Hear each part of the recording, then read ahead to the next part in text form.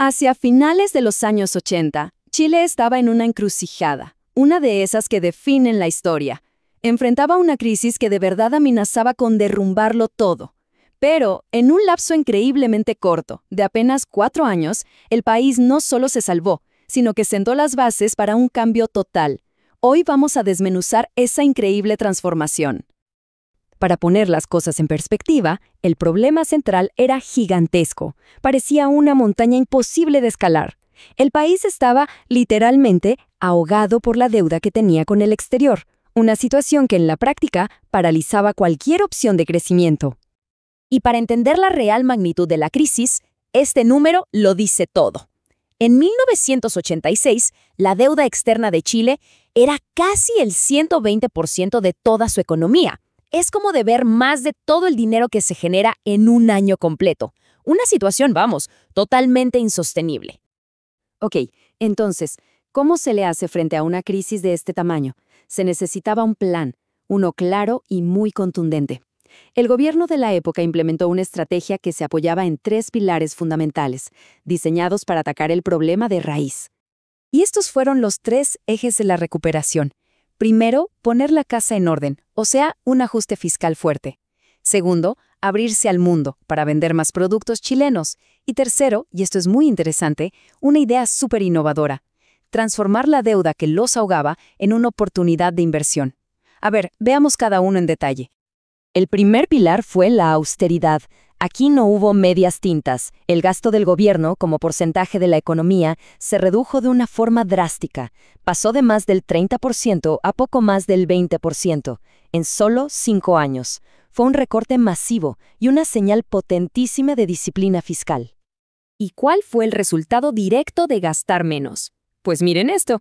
El déficit en la cuenta corriente, que es básicamente la diferencia entre la plata que entra y la que sale del país, mejoró de forma espectacular. En apenas 2 años se pasó de una cifra muy preocupante a un nivel muchísimo más sano y manejable.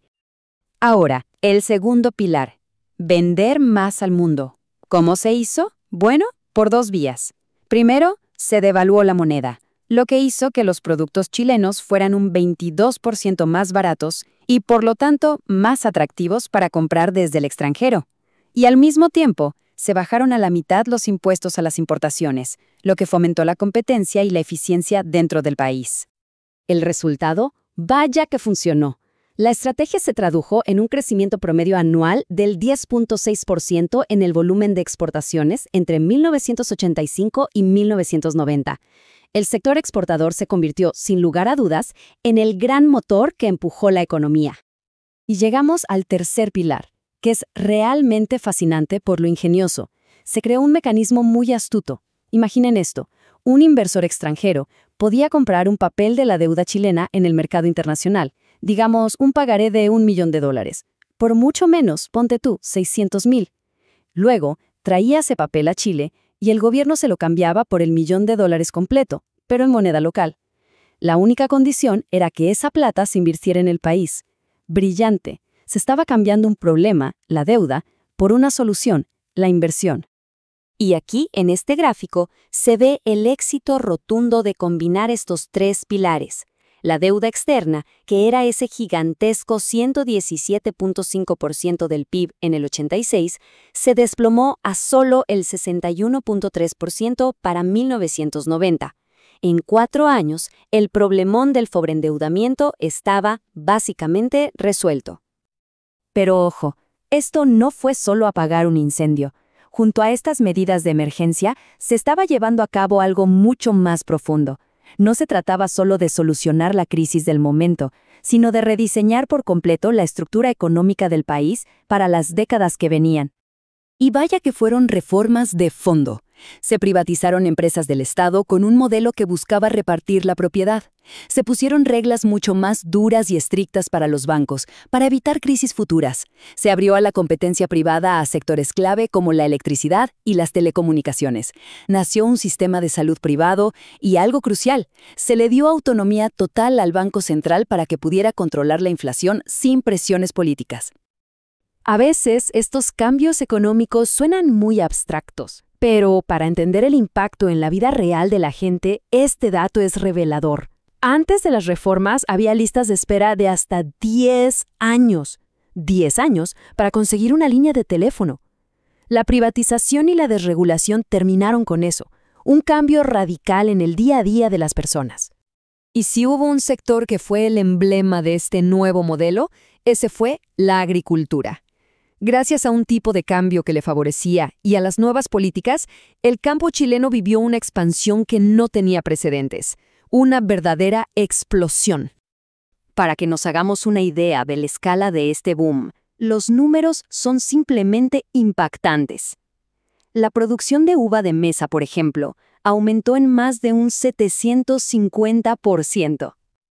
Y no fue la única. La remolacha azucarera no se quedó para nada atrás, un crecimiento de más del 400%.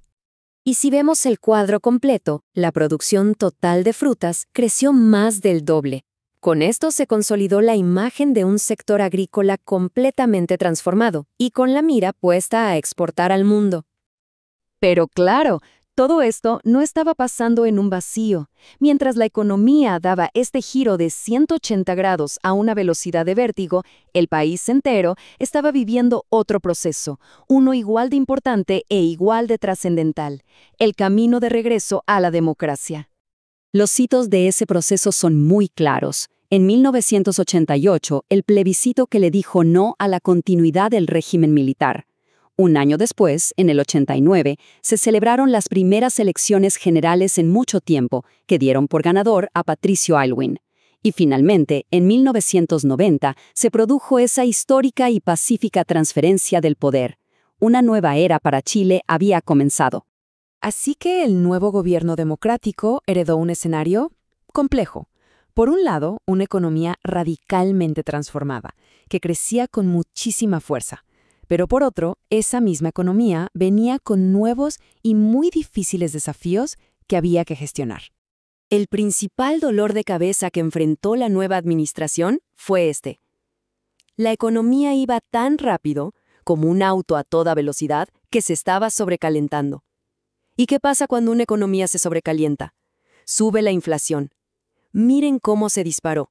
Se duplicó en apenas 2 años, amenazando la estabilidad que tanto había costado conseguir. Y así, el tremendo éxito de la recuperación económica no fue un punto final, sino el comienzo de un capítulo completamente nuevo. La gran pregunta que quedaba flotando en el aire era esa.